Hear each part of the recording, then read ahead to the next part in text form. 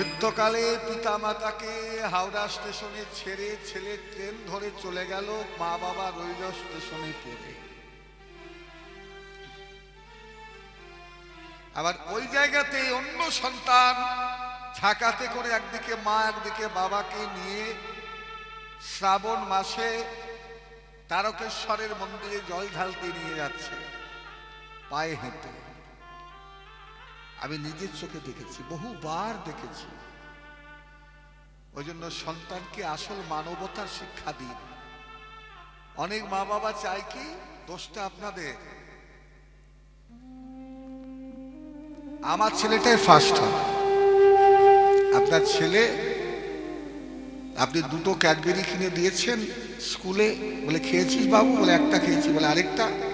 বলে আমার বন্ধুকে দিয়েছি। এই কথা শুনে যদি মারপিট শুরু করে দেন ছেলের সাথে, তাহলে অমানুষ হওয়ার শিক্ষাটা আপনি প্রথমে দিয়ে দিলেন। কালকে ওর বন্ধু স্কুলে আসেনি, মাস্টার খুব সুন্দর একটা জিনিস লিখিয়েছে, একটা টপিক দিয়ে আলোচনা করেছে, একটা সাজেশন দিয়েছে। আপনার ছেলেকে তার বন্ধু রিকোয়েস্ট করলো, ভাই আমি কালকে আসতে পারিনি, কালকে মাস্টারমশাই কি সাজেশন দিয়েছে যদি একটু আমাকে ফোনে বলে দিস। আপনি চোখ টিপে বললেন যে না, ওকে দিস না, ও ফার্স্ট হবে না, আমার ছেলে ফার্স্ট হবে। আপনার ছেলেকে মানবতা শিক্ষা দিলেন না, অমানুষ হবার শিক্ষা দিলেন। তাই তো শেষ দিনটাতে ওই সন্তান আপনাকে ঘাট ধরে রাস্তায় দাঁড় করিয়ে দিল, আপনাকে বৃদ্ধাশ্রমে পাঠিয়ে দিল। প্রত্যেকটি মা যদি সন্তানকে উপযুক্ত শিক্ষায় শিক্ষিত করতেন, তাহলে এত বৃদ্ধাশ্রম করার কোনো প্রয়োজন হতো না। ডাক্তার ছেলে মাকে খেতে দেয় কি? নিজেরা কাঁসার থালায় খায়, মাকে দেয় মাটির মালসাতে। ছোট্ট একটা নাতি, সে তো আর জানে না এত কিছু, সংসারের প্যাঁচ পোচ বোঝে না। ওই যে কথায় বলে না যে রাজার দোষে রাজ্য নষ্ট, প্রজারা কষ্ট পায়, আর গিন্নির দোষে গৃহ নষ্ট, লক্ষ্মী ছেড়ে যায়। যে বাড়িতে মা বাবা কাঁদে সেটা তো নরক। যে বাড়িতে কুললক্ষ্মী কাঁদে, গৃহলক্ষ্মী কাঁদে, সে বাড়িতে আলেখ্যির বিরাজ হয়, সেখানে মা লক্ষ্মী থাকে না। যেখানে তুলসী ঝরে পড়ে যায়, শুকিয়ে যায়, যেখানে গোমাতা কষ্ট পায়, যে বাড়িতে কোনোদিন কোনো ভিখারির আগমন হয় না, সাধুগুরু বৈষ্ণবের পদধূলি পড়ে না, সেটা গৃহ নয়, সেটা হচ্ছে শ্মশান ভূমি। নাতি এসে বলল, ঠাম্মা ঠাম্মা আমরা কাঁসার থালায় কত ভালো ভালো খাবার খাই, আর তুমি কেন এই মাটির মালসাতে করে খেতে প্রতিদিন খাও?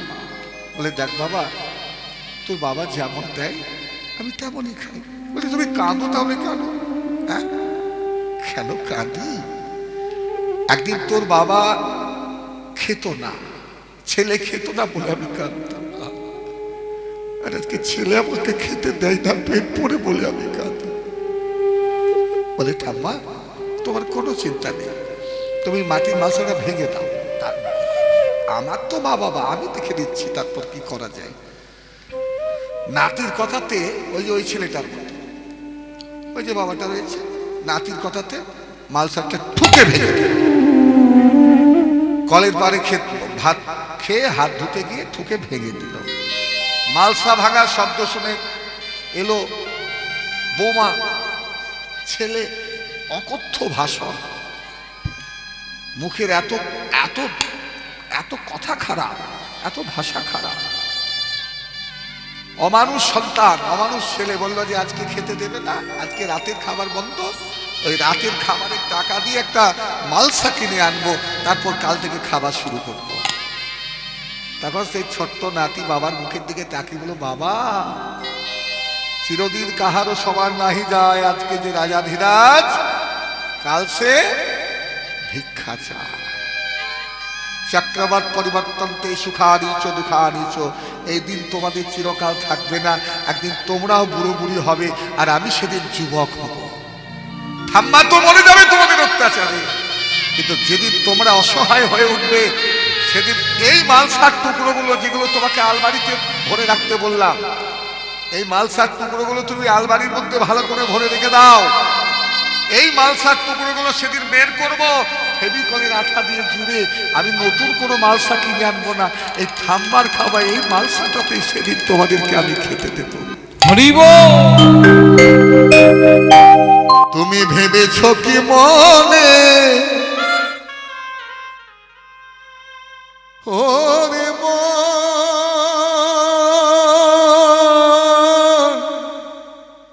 ওরে ওরে মন, তুমি ভেবেছ কি মনে এই ভুবনে এ জীবন চলে গেলে আর পাবে না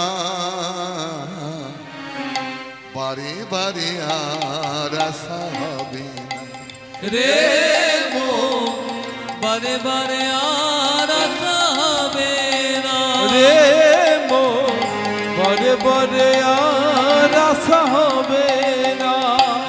তুমি ভেবেছ কি মনে এই ভুবনে, তুমি ভেবেছ কি মনে এই ভুবনে এ জীবন চলে গেলে আর পাবে না বারে বারে আর আশা হবে না রে মন, বারে বারে আর আশা হবে না রে মন, বারে বারে আর আশা হবে না।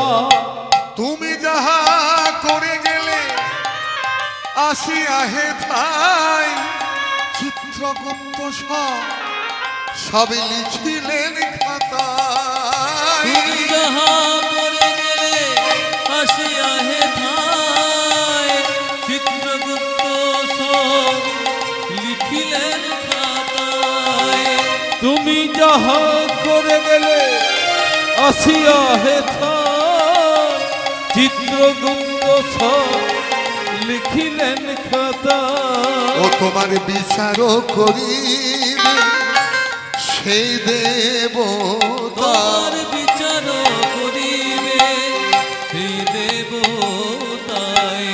তার কাছে থাকি দুঃখী কিছু চলে না বারে বারে আর আশা হবে না রে মন, বারে বারে আর আশা হবে না রে মন, বারে বারে আর আশা হবে না। এমন মানব জনম, এমন মানব জনম আর পাবে না বারে বারে আর আশা হবে না রে মন, বারে বারে আর আশা হবে না।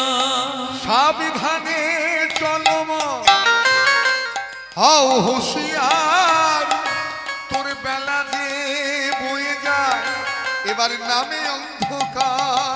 আর সাবধানে চলব হয়ে হুঁশিয়ার, বেলা যে বয়ে যায় নামে অন্ধকার। সাবধানে চলব হয়ে হুঁশিয়ার, বেলা যে বয়ে যায় নামে অন্ধকার। ওরে মানুষই দেবতা হয় হয় অবতার, আর মানুষই দেবতা হয় অবতার। আর ভবা কহে চোখ মেলে সে দেখো না বারে বারে আর আশা হবে না রে বারে বারে আর আশা হবে না রে। এমন মানব জনম, এমন আর হবে না বারে বারে আর আশা হবে না। রে মন, বারে বারে আর আশা হবে না রে মন, বারে বারে আর আশা হবে না রে মন, বারে বারে আর আশা হবে না। তাই সন্তান যদি মা বাবাকে কাঁদায় সে যেমন নরকগামী হয়, কিন্তু সেই সন্তান যদি মা বাবার সেবা করে, তাহলে সেই যদি আর কোনো দেবদেবীর পুজো নাও করে, সমস্ত দেবদেবী তাকে দুহাত ভরে আশীর্বাদ করে। পিতা স্বর্গ পিতা ধর্ম পিতা হি পরমান্তপ। পিতা স্বর্গ পিতা ধর্ম, পিতাই তোমার জীবনের তপস্যা। পিতরি পিতৃমা আপন্নে, আপন্নে মানে সন্তানের প্রতি। পিতা মাতা বা পিতৃপুরুষগণ যদি সন্তুষ্ট হন, তাহলে প্রিয়ন্তে সর্বদেবতা, সমস্ত দেবদেবী সেই সন্তানের প্রতি প্রসন্ন হয়ে যায়। ওই জন্য মা কাঁদানো ভালো নয়। হ্যাঁ, যিনি গোপী সেজে আছেন বৃন্দাবনে, গোপেশ্বর মহাদেবকে প্রণাম করো, তার কৃপা দরকার। একদম গুরুত্বপূর্ণ বিষয়। তুমি কৃষ্ণ ভক্ত তখনই হবে যখন শিব ভক্ত হতে পারবে। বৈষ্ণবানাং যথা শম্ভু, ভক্তের কৃপা ছাড়া কেউ ভক্ত হতে পারে না। ওই জন্য শিবের কৃপা আগে দরকার। এই যে শিবরাত্রি আসছে, শিবের পুজো করো তো? হ্যাঁ, অবশ্যই করবে। 12 জন বৈষ্ণবের মধ্যে শ্রেষ্ঠ বৈষ্ণব হচ্ছেন ভোলানাথ মহেশ্বর। তো সেই গোপেশ্বর মহাদেবকে প্রণাম করো, তারপরে সপ্ত বিগ্রহ দর্শন করো, গোবর্ধন পরিক্রমা করো, পঞ্চকোশী করো, 84 কোষ করো, যা করবে করো, এই নিয়মগুলো পালন করো। আর যারা বাড়িতে গোপাল ডেকেছো তাদেরকে একটু হাত জোর করে বলছে, একটু দেখাও তো গোপাল কাদের বাড়িতে আছে। গোপালের মা কে? এখানে গোপালকে পুজো করে এমন কেউ আছে? আমি অনেকে বদ অভ্যাস দেখেছি, কীর্তনের আসরে গোপালকে বুকে করে নিয়ে চলে আসে, গোপালকে নামাই, কীর্তন শুনে গোপাল উঠে। সব ঠিক আছে, কিন্তু গোপাল তোমার কাছে সুখে আছে না দুঃখে আছে সেটা তোমার অনুভব হয়েছে কি? ভগবানকে জাগ্রত করে কে? ভগবানকে জাগ্রত করে ভক্তের ভক্তি। কোন বিগ্রহ যখন দোকানে থাকে, সেই বিগ্রহের মহিমা আর মন্দিরে থাকা বিগ্রহ কি এক? সেই দেবতাকে প্রাণ প্রতিষ্ঠা করে কে? না ভক্তগণ। ছোট্ট একটা বাচ্চা মেয়েও যে মাটা আছে, ওই রকম ও মা বাবার সাথে বৃন্দাবন যেত। এরপর বিয়ে হলো। খুব মন দিয়ে শোনো ঘটনাটা, একদম সত্যি ঘটনা, এটা কোনো বইয়ের লেখা নয়। আমি প্রতি বছর বৃন্দাবন যাই, প্রতি বছর বৃন্দাবন। কে গেছে বৃন্দাবনে? গেলে একজন। এটা কি ঘটনা? আর কেউ যায়নি? অনেকে হয়তো বলবে যে বাবা রাধারানী না টানলে কি করে যায়, জগন্নাথ না টানলে কি করে যায়, মহাপ্রভু না টানলে কি করে। আচ্ছা, কি দরকার বলুন তো? রাধারানী আপনাকে টানবে, আপনি কি করেছেন রাধারানীর জন্য? জগন্নাথের জন্য কি করেছেন আপনাকে সে টানবে? টান মায়াটা তোমার দরকার, তুমি তার, সেই তোমার। ছেলে পয়সা দিয়ে দিল, 50,000 টাকা পকেটে ভরে দিল, একদম এসিতে ট্রেনে উঠে তুমি বৃন্দাবন চলে গেলে, 5 স্টার হোটেলে রইলে, খেলে দিলে, প্রসাদ পেলে, সেটা একটা যাত্রা।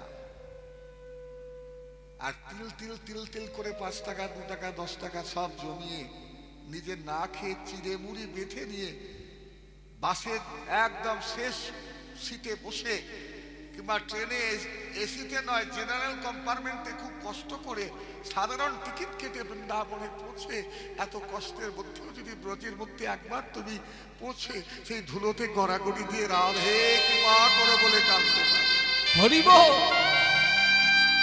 তার অনেক বড় কৃপা। একবার अयोध्या जाओ, 2 बार द्वारिका, 3 बार त्रिवेणी में नहाओगे। খুব সুন্দর কথা।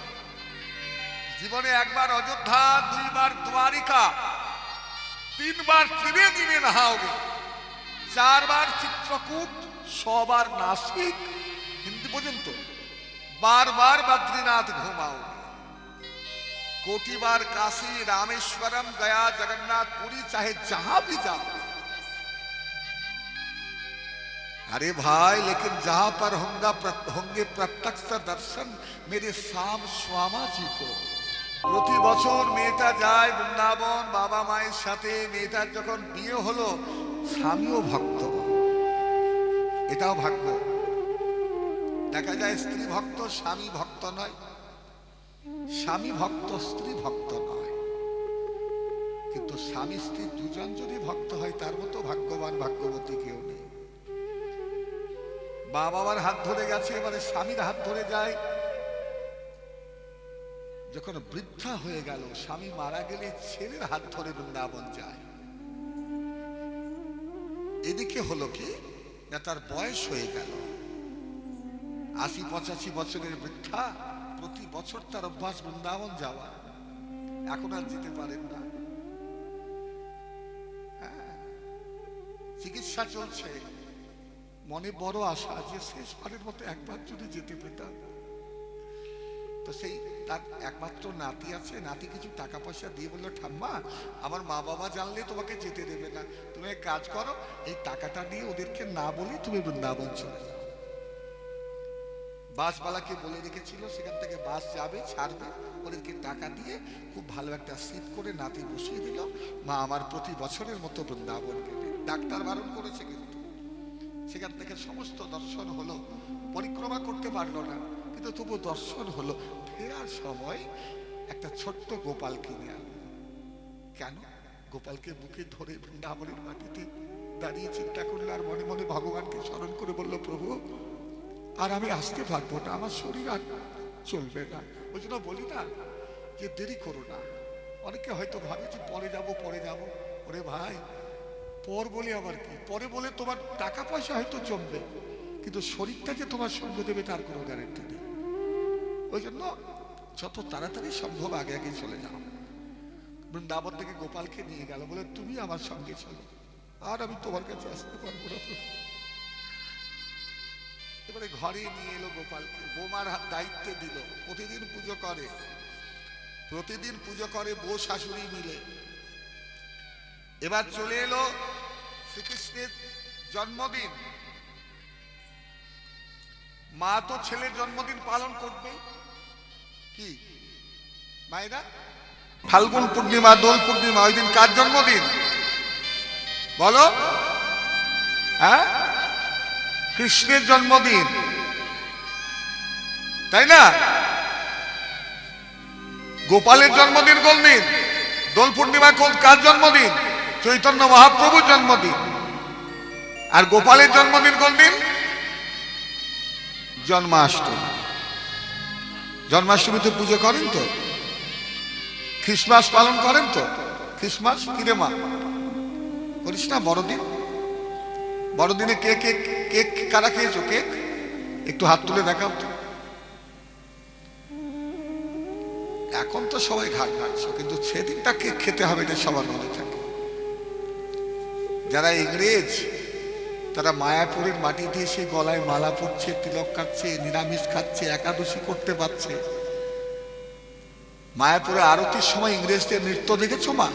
আমরা হা করে বাঙালি তাকিয়ে দেখি আর কোমরের ব্যথায় ভুগি। ওদের কি উন্মাদনা, কি প্রেম! একদিন যারা মানুষের মাংসকে তো অশিক্ষার অন্ধকারে ডুবেছিল, ইস্কন একটা ভালো কাজ করেছে, সমগ্র পৃথিবীতে মহাপ্রভুর কথা প্রচার করেছে। মায়াপুর তার মূল সংস্থা।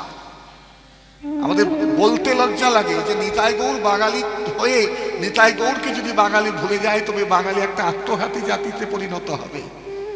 এটাই সত্যি কথা। শ্রীকৃষ্ণের জন্মদিন জন্মাষ্টমী, এত অসুস্থ মা, একদম সত্যি ঘটনা। অক্সিজেন চলছে। বৌমাকে ডেকে বললো, মা আমি প্রতি বছর আমার গোপালের জন্মদিন পালন করি, লাল্লার জন্মদিন। কি বলে গোপালটাকে? লাল্লা। এবছর আর পারবো না, তুমি করবে। আর তো আমার বেশি দিন সময় নেই, আমাকে চলে যেতে হবে। সেবার দায়িত্ব আমি তোমায় দিলাম না, শাশুড়িটা বউকে দেয়। তো বৌমা তো এখনকার বৌমা রিলস করা বৌমা। ছাদে এখনকার বৌমারা সব নাচে না, রিলস করে, আর স্বামীরা সব মোবাইল ধরে থাকে। তো সেই অক্সিজেন চলছে, কিন্তু কান সেদিকে আছে, খেয়াল সেদিকে আছে। ঠাকুরকে স্নান করাতে সব শিখিয়ে দিয়েছে, কিন্তু অবহেলা করে কোন রকম করে দায় খালাসি করতে করতে হঠাৎ সেই পিতলের গোপাল ঠং করে মাটিতে পড়ে গেল।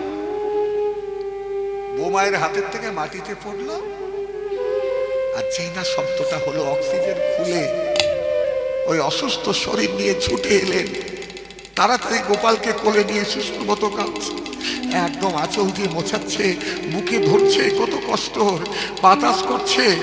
সবাই অবাক যে কি করছে মা, এত কাঁদছে শিশুর মতো অবিরত, যেন পিচকিরির মতো চোখে জল।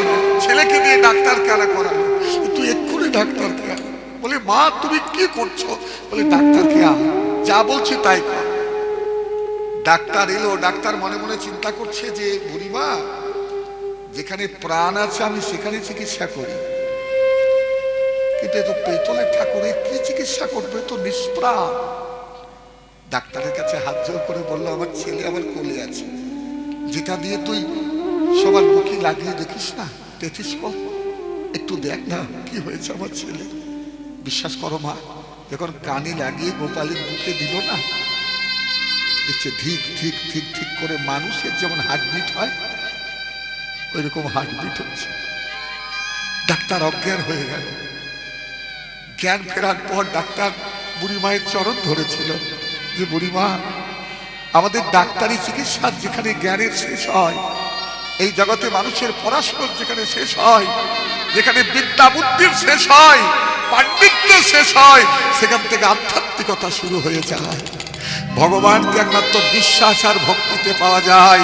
কর্ম তব যোগ ধ্যান বিধি ভক্তি জপ জ্ঞান, ইহা হইতে মাধুর্য দুর্লভ। কেবল যে রাগ মার্গে কৃষ্ণ ভজে অনুরাগে, তারই কৃষ্ণ মাধুর্য সুলভ। মন্দিরে ঘন্টা যখন থাকে, ঘন্টা ঝোলাতে হয়, ঘন্টা দিতে হয়, ঘন্টা দান করতে হয়, ঘন্টা বাজাতে হয়, বাড়িতে ঘন্টার ধ্বনি করতে হয়। যজ্ঞতে যুধিষ্ঠির যজ্ঞ করেছিলেন, রাজস্ব যজ্ঞ, কিন্তু সেই যজ্ঞ যে সম্পূর্ণ তার প্রমাণ নেবার জন্য শ্রীকৃষ্ণ একটা ঘন্টা ঝুলিয়ে দিয়েছিলেন। বলেন যজ্ঞ যদি পূর্ণ হয় তাহলে আপনাদেরকেই তোমার ঘন্টা বেজে উঠবে। এখন ঘন্টা ঝুলিয়ে দিয়েছে, যজ্ঞের যে মূল দরজা সেখানে, এই যেমন দরজা, এইরকম দরজা। 9 দিন যজ্ঞ হচ্ছে, 1 দিন 2 দিন 3 দিন 4 দিন 5 দিন 6 দিন পেরিয়ে গেল, ঘন্টার ধ্বনি আর হয় না। 7 দিন যুধিষ্ঠির গিয়ে বলল, কি ব্যাপার সখা, ঘন্টার ধ্বনি হচ্ছে না কেন? বলে সবাইকে সেবা করিয়েছ, নাম যজ্ঞ অহরহ নাম হচ্ছে, সেবা হচ্ছে। যুধিষ্ঠির বলল, হ্যাঁ প্রভু, তুমি যা বলেছ আমি তাই করেছি, একদিকে নাম একদিকে সেবা। সবাইকে বলে, হ্যাঁ সবাইকে করেছি, কিন্তু এদিকে তাকাও তো, এখানে এসে ওই যে মাটির ঘর, খড়ের চালা, ওই যে বাঁশের বেড়া, ওই যে দরজার কাছে যে মানুষটা জুতো সেলাই করছে, ওকে করেছো? মুচির ছেলে রুই দাস, ওকে নেমন্তন্ন বলে না, ওকে তো করা হয়নি। বলে ওই জন্যই কিন্তু ঘন্টা বাজছে না। তো প্রথমে ভীম গেল, চলো। ও বললো, ছেড়ে দাও ভাই, আমাকে এইভাবে বিব্রত করো না, আমি সাধারণ মুচির ছেলে, এখন আমি যদি যাই আর ঘন্টার ধ্বনি যদি না হয় তাহলে আরো মুশকিলে পড়তে হবে। অর্জুন গেল, ভীম অর্জুন তো বলছে তুলেই নিয়ে যাব। শ্রীকৃষ্ণ বলল, তুলে আনলে কাজ হবে না, ও নিজের ইচ্ছায় এলে এবং সেবা যদি করে তবে কিন্তু পূর্ণতা প্রাপ্ত হবে। সে যে যুধিষ্ঠির যখন বলল, তখন সেই রুইদাস মনে মনে চিন্তা করলো যে হে গোবিন্দ, তুমি আমাকে এত বড় পরীক্ষার মধ্যে তো ফেলে দিলে, আমাকে এত বড় পরীক্ষার মধ্যে তুমি ফেলে দিলে, এরা আমাকে নিতে এসেছে, আমি যেতেও চাই, কিন্তু মুশকিল বড় হয়ে গেল আমার। কি মুশকিল না, যদি ঘন্টার ধ্বনি হয় তাহলে আমার অহংকার হবে যে আমি বড় ভক্ত, আমার জন্যই যজ্ঞ সম্পূর্ণ হয়েছে। আর যদি ঘন্টা না বাজে তাহলে আমার দুর্নাম হবে। শাখারিত করার, যেতেও কাটবে আসতেও কাটবে। তো শেষে সে যখন এলো, হলো কি, রান্না বান্না করছে কোনটি, এই দ্রৌপদী। দ্রৌপদী এত সুন্দরভাবে রান্না বান্না করেছে, আর যতগুলো রান্না করছে পরিবেশন করেছে একসাথে সব, যা কিছু শুক্তো, ডাল, রসা, ভাজা, অন্ন, পোলাও, যা কিছু দিয়েছে, মিষ্টি, চাটনি, পায়েস, সব একসঙ্গে মেখে একটার পর তো একটা খেতে হয়। কি বলেন মায়েরা?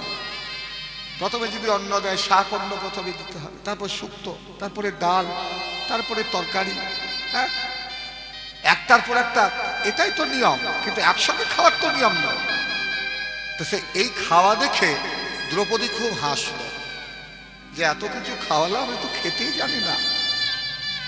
খাওয়া দাওয়া হলো, হাত ধুয়ে বসে আছে, ঘন্টা কিন্তু আর বাজছে না। পঞ্চপাণ্ডব দ্রৌপদী এসে হাত জোর করে বলল শ্রীকৃষ্ণের কাছে যে সেবা করলাম, কিন্তু তবু কেন ঘন্টার ধ্বনি হয় না? অন্তর্যামী ভগবান বললেন যে আসলে এই ঘটনার মূল কারণ হচ্ছে দ্রৌপদী। ওই যে অহংকার করে সেবা দিল। অনেক ভাগ্যের ফলে বৈষ্ণব আসেন গৃহে, যার গৃহে হয় বৈষ্ণব সেবন, না করে বৈষ্ণব সেবা নিস্তার পেয়েছে কে বা তার সাক্ষী যুধিষ্ঠির আছে। অহংকার যখন মন থেকে চলে গেল, অমনি সবাই মিলে যখন চরণে প্রণাম করলো, দণ্ডবোধ করলো যে ক্ষমা করুন, অমনি সঙ্গে সঙ্গে ঘন্টা সঙ্গে সঙ্গে বেজে উঠল। তাই ভগবান শ্রীরামকে ডেকে বলে, এই বেলি অবসান, এবারে চলো যাই ঘরে, চলো যাই ঘরে। বেলি অবসান হলো, চলো যাই ঘরে, চলো যাই ঘরে। বেলি অবসান হলো, চলো যাই ঘরে, চলো যাই ঘরে। ওই মায়ের না দেখিয়া প্রাণ, মায়ের না দেখিয়া প্রাণ আমার কেমন কেমন করে সীতা, কেমন কেমন করে। এ মায়ের না দেখিয়া প্রাণ কেমন জানি করে, কেমন জানি করে। বলো রামদাস বলে শুনি কানাই রব, বলো রামদাস বলে শুনি কানাইয়ের আবার সকল রাখালো মাঝে পরে উতর, সকল রাখালো মাঝে পরে উত্তর। কানাই ফিরা রে, কি ফিরা রে, চোরা ধেনু তুই ফিরা রে। শ্রীরাম বলল, কানাই রে, তুই তো আমায় শিঙা বাজাতে বললি, পাল জড়ো করো শ্রীরাম, শান দাও শিঙাই। আধ্যাত্মিক তত্ত্ব আছে এখানে, যা আছে ব্রহ্মাণ্ডে তাই আছে দেহ ভাণ্ড। বৃন্দাবনের চতুর্সীমা পরিমাপ 84 ক্রোশ, আমাদের দেহের 84 আঙ্গুল। জয়নিতাই, এখানে নবলক্ষ ধেনু, 24 জন সখা, এখানে গোবর্ধন, এখানে যমুনা, এখানে অষ্টসখী, এখানে রাধা, এখানে কৃষ্ণ, সব আছে। এখানে 24 জন সখা কারা? 24টি ইন্দ্রিয়, চক্ষু, কর্ণ, নাসিকা, জিহ্বা, ত্বক। চোখ, কান, নাক, জিহ্বা, ত্বক মানে চামড়া, বাক, বাক পানি, পাদ বায়ু, উপস্থ।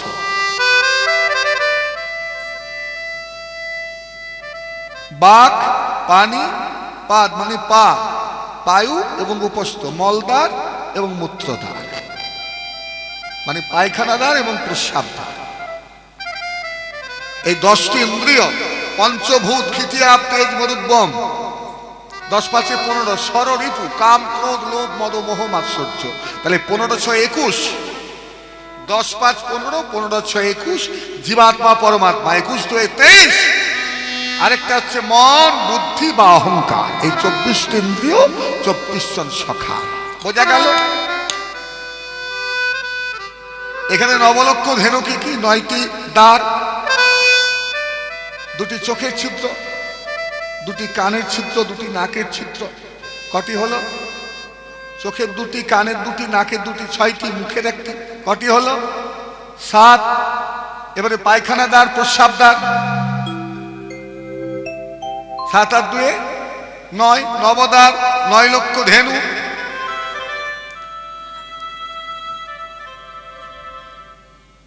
তারপর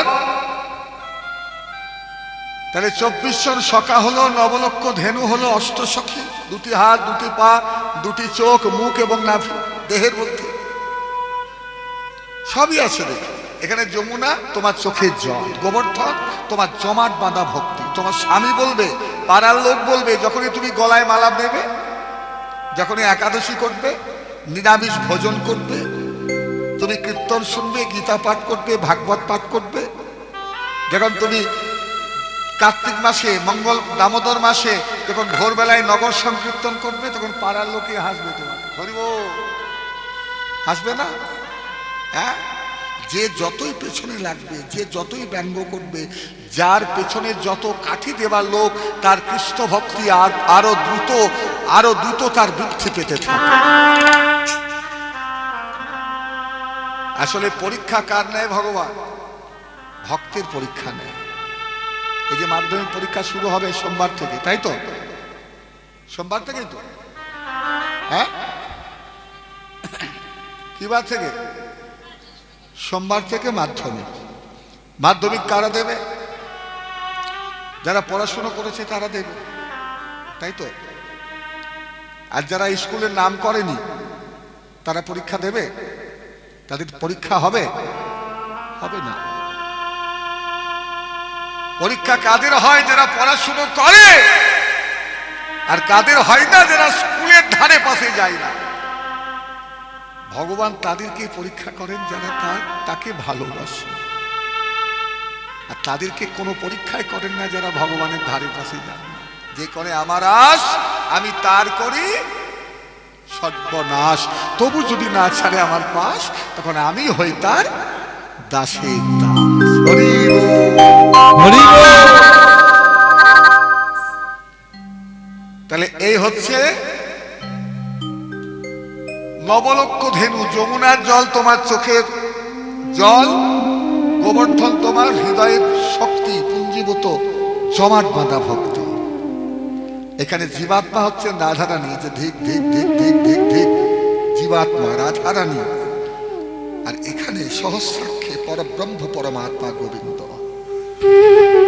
তাহলে খেলা তো তোমার দেহের মধ্যেই বাবা। 8 কুটুরি, 9 দরজা, মধ্যে মধ্যে চরকা কাটা, তার উপরে সদর কোঠায় না মহলতায়,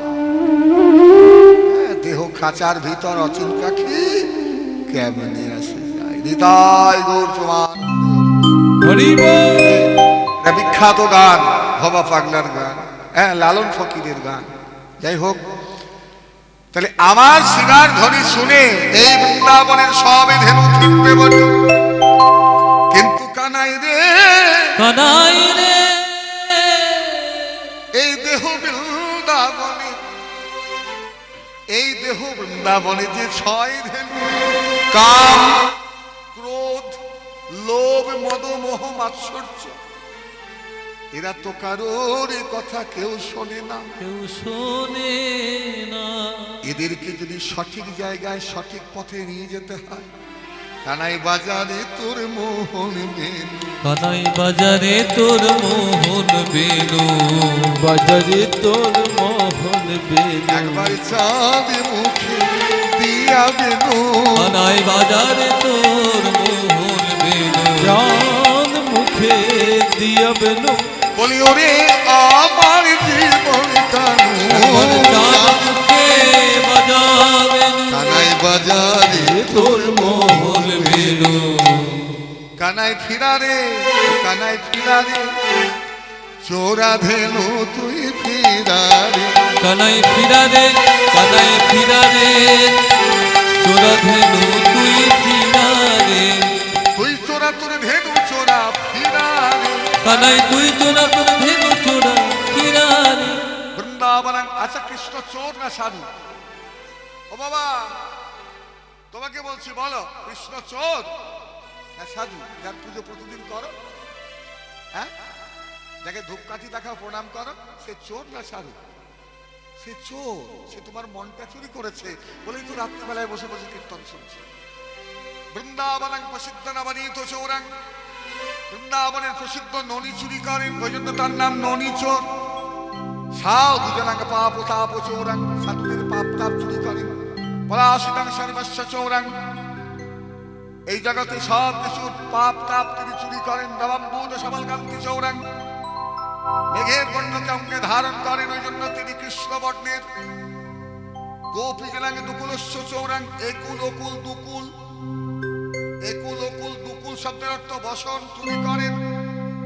রাধিকায় হৃদয়স্য চৌরাং, রাধারানীর হৃদয় চুরি করেছে। আর ভক্তস্য হৃদয়স্য চৌরাং, ভক্তের মন চুরি করে। সাধু জানান পাপ তাপ চৌরাং, সাধুদের তিনি পাপ তাপ চুরি করেন। ওই জন্য কৃষ্ণ হচ্ছেন চোর।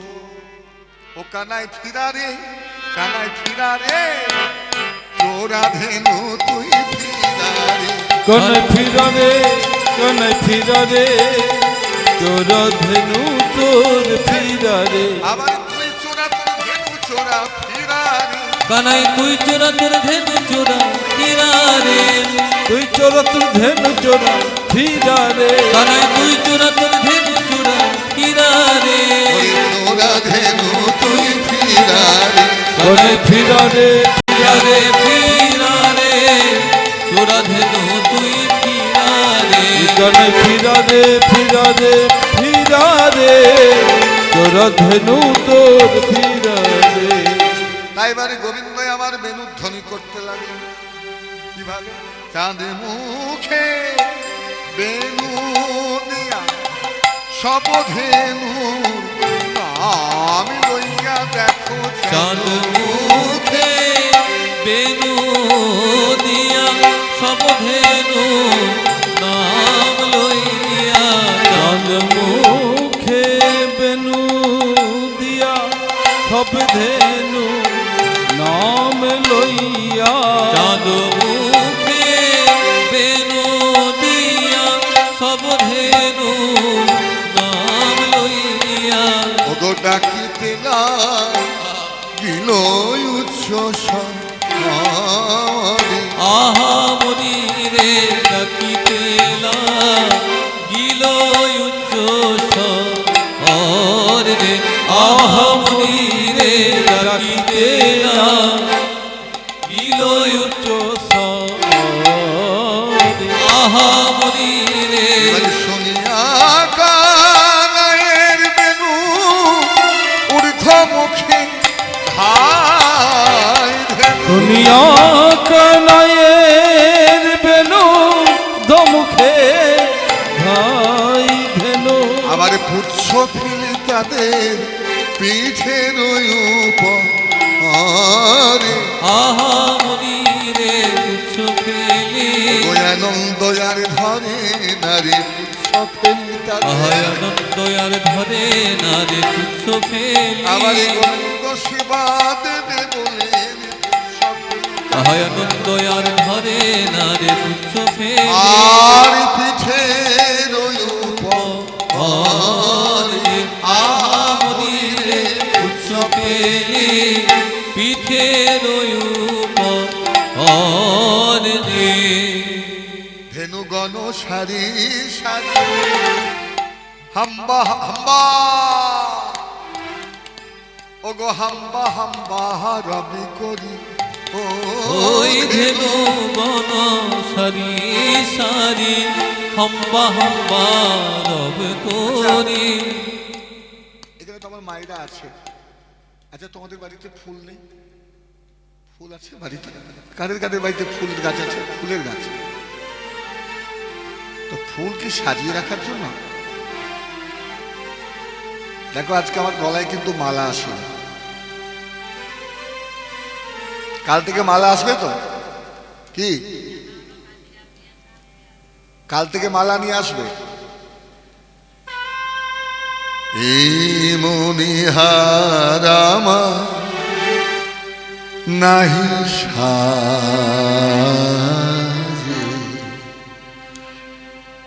এরে পড়তে গেলে বাজে, এরে ছিঁড়তে গেলে লাগে। আমি কেন মালা গাঁথার কথা বললাম জানো?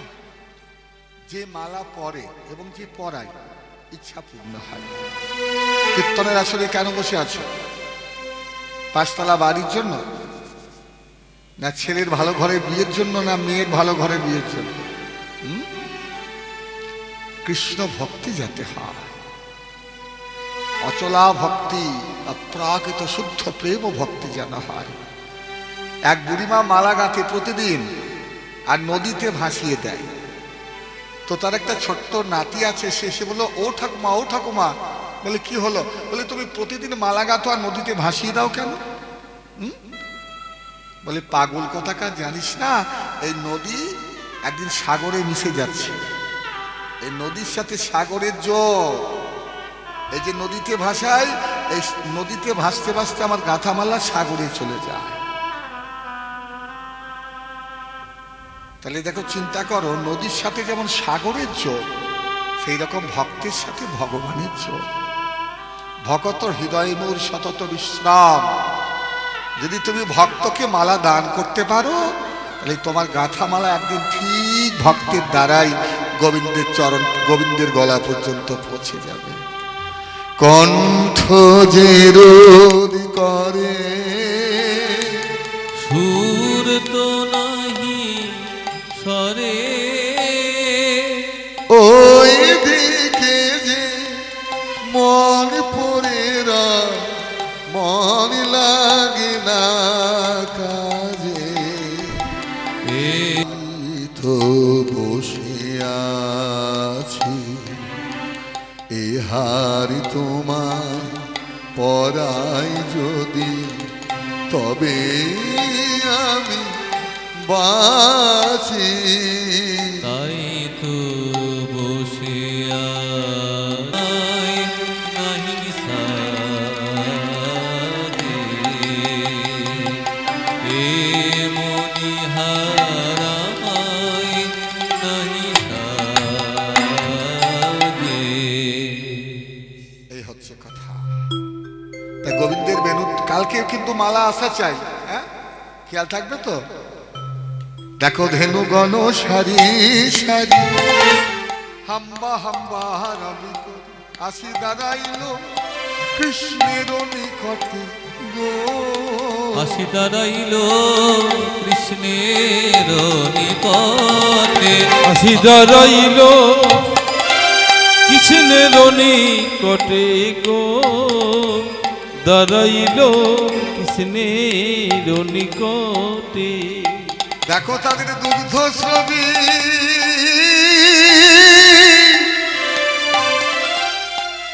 ছবি পরে বাটে মরি রে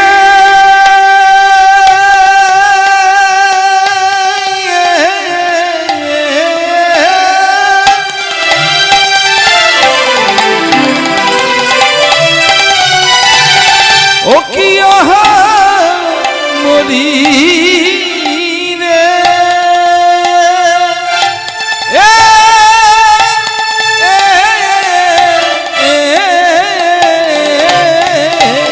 তাদের দুগ্ধ ছবি পরে পাঠে, ওই স্নেহের তো রঙ্গ ওঠে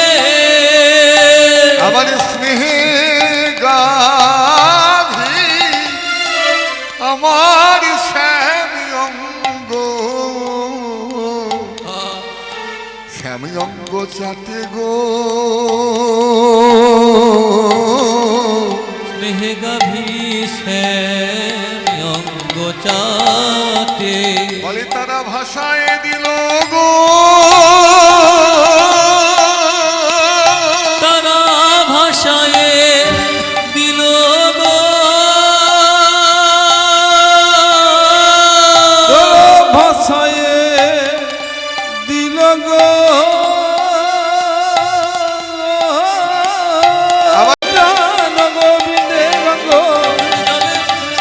প্রাণ গোবিন্দে রঙ্গ প্রাণ গোবিন্দে রঙ্গ প্রাণ গোবিন্দে রঙ্গ প্রাণ গোবিন্দে রঙ্গ প্রাণ গোবিন্দে রঙ্গ ভাষায় দিল গো দেখো স্নেহ গাভী শ্যামী অঙ্গ চাটে গো স্নেহ গাভীষে অঙ্গ চাটে অবসান বেনুরব গুছিয়া রাখালো সব একটা কথা বলি কাছে বাড়ি কার এখানে কাছে কাছে বাড়ি কার কোন মায়ের কাছে বাড়ি এদিকে এসো একটু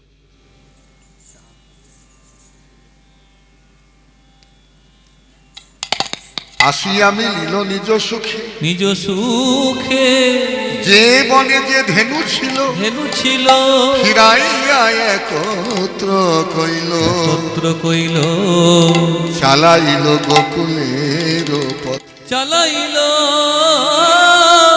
গোকুলের পথে একটা ভজন গাইব তোমাদেরকে কি বলতে হবে আমি বলবো হাতি ঘোড়া পালকি তোমরা কি বলবে জয় কানহাইয়া লাল কি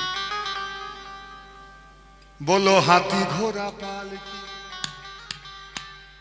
हाथी घोड़ा पाल की हाथी घोड़ा पाल की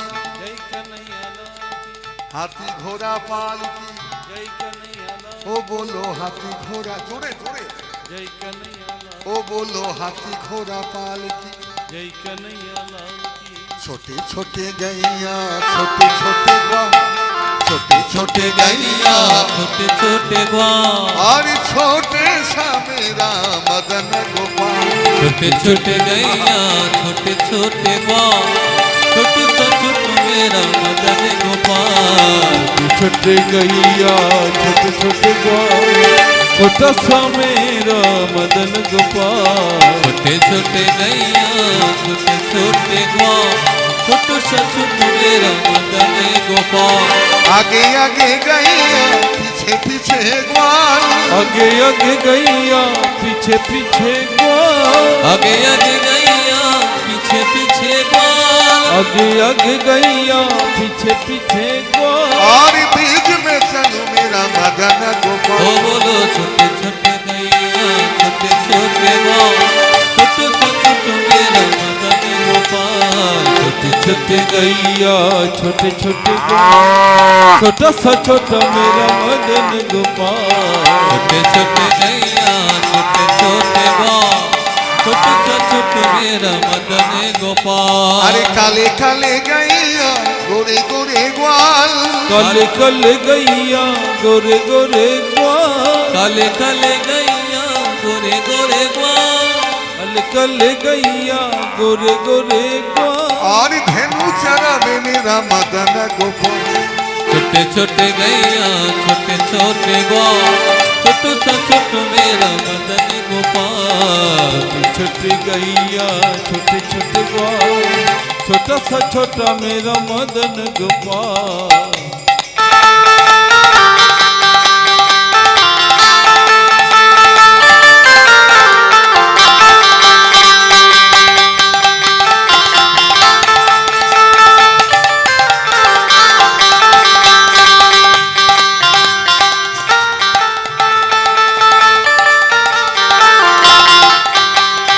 घास खावे गैया दूध पीवे ग्वाल घास खावे गैया दूध पीवे ग्वाल घास खावे गैया दूध पीवे ग्वाल घास खावे गैया दूध पीवे ग्वाल और माखन खावे मेरा मदन गोपाल छोटे छोटे गैया छोटे छोटे गाँव छोटो सा छोटो मेरा मदन गोपाल छोटे छोटे गैया छोटे छोटे गाँव छोटा सा छोटा मेरा मदन गोपाल छोटे छोटे गैया छोटे छोटे गाँव छोटो सा छोटो मेरा मदन ओ गोपाल बोलो हाथी घोड़ा पाल की, जय कन्हैया लाल ओ बोलो हाथी घोड़ा पाल की, जय कन्हैया लाल ओ बोलो हाथी घोड़ा पाल की, जय कन्हैया लाल ओ बोलो हाथी घोड़ा पाल की, जय कन्हैया लाल ओ बोलो हाथी घोड़ा पाल की, जय कन्हैया लाल ओ बोलो हाथी घोड़ा पाल की, जय कन्हैया लाल ओ बोलो हाथी घोड़ा पाल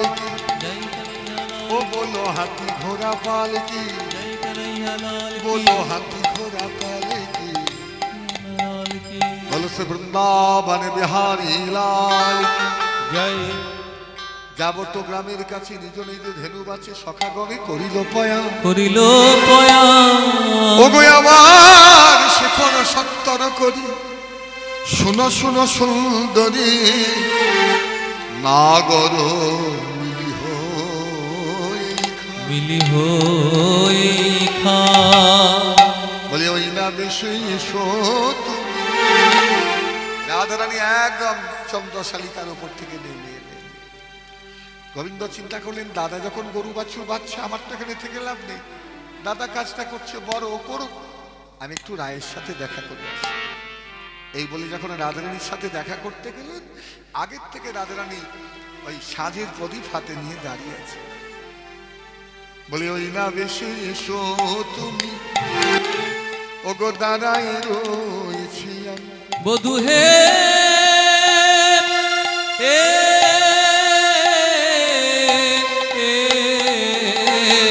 ওই না বেশে এসো তুমি দাঁড়ায় রয়েছি আমি ওই না বেশে এসো তুমি দাঁড়াইয়ে রয়েছি আমি ও গো তুয়া বধূ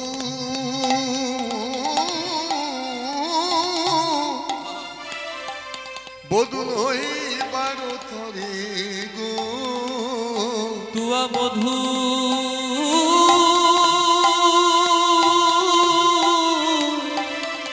লইবার তরে গো তুয়া বধূ লইবার তরে এবারে রবি তখন বইসে পাত্রে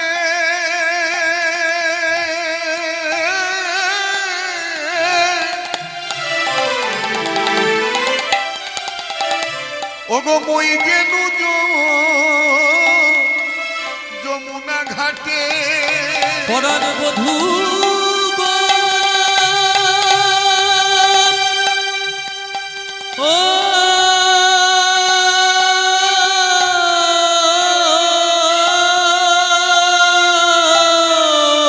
রবি যখন বইসে পাঠে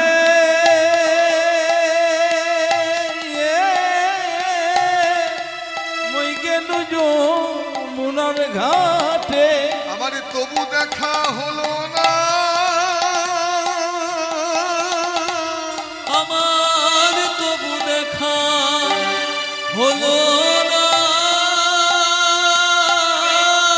তোমার হাসি আমার শিয়া বদন দেখা হলো না তোমার হাসি আমার সিয়া বদন বলিও দুঃখিনীর পরাণ বধূ তোমার হাসি আবার বলো এই অনুখিনীর পরাণ বধ হাসি আবার বলো এই অনুখিনীর পরাণ বধ হাসি আবার বলো এই অনুখিনীর পরাণ বধ হাসি আবার বলো এই অনুখিনীর পরাণ বধ হাসি আবার বলো এই অনুখিনীর পরাণ বধ হাসি আবার বলো এই অনুখিনীর পরাণ বধ ওই তবু দেখা হলো না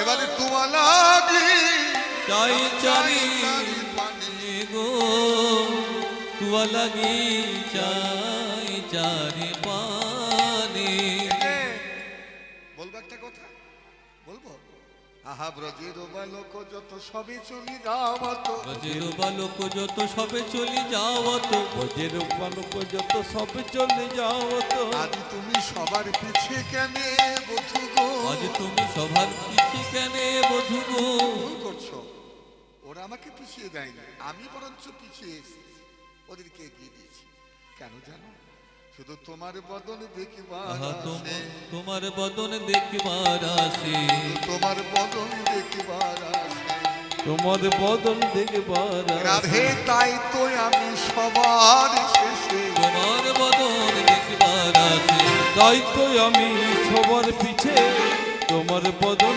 দেখবার আসে তুমি আমার ঘরে চলো আমি তোমার সেবা করব বলি কেন আমার সেবা করার উপকরণ আছে বলে আছে তো আমার মন্দির মাঝে বিচিত্র পালঙ্ক আছে আহায় আসে পাশে রসের বালি বধূ হে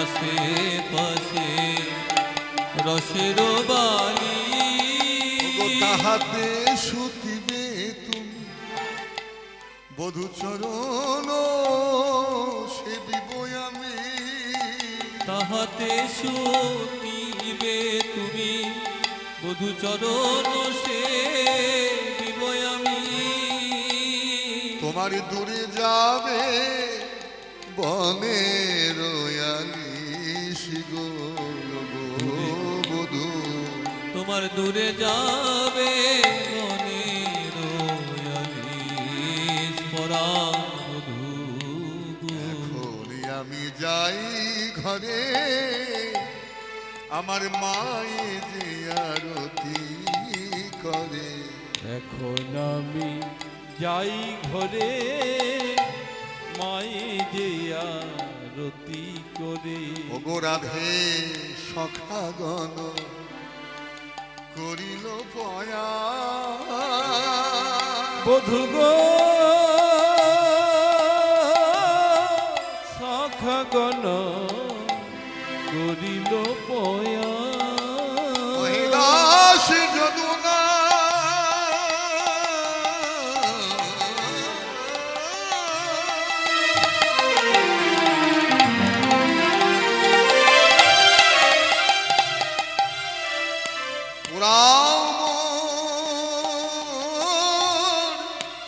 মনের শ্বাস কহে দাস যদুনা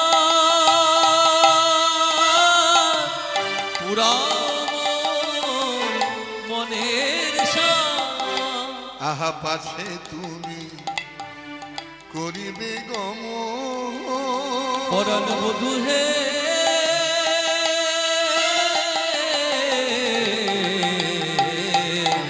পাছে তুমি করিবে গো সতীদা রাধা গোবিন্দের সায়ংকালীন আরতি সমাপন করে এবারে গোবিন্দ নিজ গৃহে প্রত্যাবর্তন আমার তো সময় হয়ে গেল পরবর্তী সম্প্রদায় চলে আসবেন হ্যাঁ। আরতি করছেন মা যশোদা বনসনিয়া वलानंद दुलार बनसलिया बलानंद दुलार बनसलिया वलानंद दुलार बनसलिया बलानंद दुलार गोधुली धूसर श्याम कले बर গোধূলি ধূসর শ্যাম কলে বর आजानुलंबित बनसनिया बलानंद दुलार बनसलिया वलानंद दुलार गोगन सब ओई गुठे पर रे सल গোগন সব ওঠে পরবেশন মন্দিরে চলু নন্দলা মনসনিয়া বল দুলা মনসনিয়া বল নন্দ দুলা আকুল কণ্ঠে যশমত ধামলো আকুল পান্থে যশমত আবল মোহন ভনি তোর বনসনিয়া বলনন্দ দুলাল বনসনিয়া বল নন্দ দুলা আজ যশোদা কৃষ্ণ বলরামকে স্নান করালেন, সুন্দর বস্ত্র পরে পরিধান করালেন, শৃঙ্গার করালেন, সেবা দিলেন, তারপর আরতি করতে লাগলেন। আরতি করে নন্দরানী আর